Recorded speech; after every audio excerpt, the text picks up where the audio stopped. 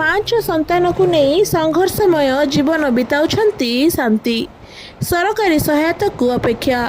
नवरंगपुर जिला रायघर ब्लॉक अंतर्गत नाक्टिसमुड़ा पंचायतर बासिंदा शांति गंड गत प्राय 6 वर्ष धरी 5 संतान को नहीं अत्यंत दुख कष्ट जीवन बिताउछंती।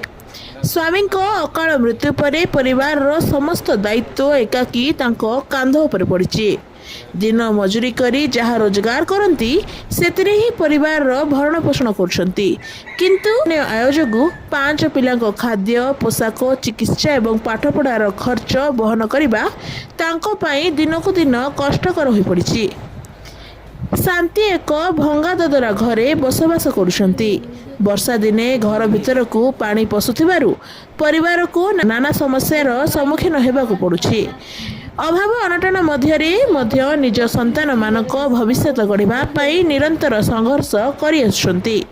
स्थानीय लोकों कहवा अनुजाई एही असहाय परिवार को सरकारी बासगृह योजना नियमित राशन विधवा भत्ता पिलामानक पाई शिक्षा सहायता सह अन्यान्य सरकारी सुविधा तुरंत जोगाई देबाकू प्रशासन पदक्षेप नेबा आवश्यक।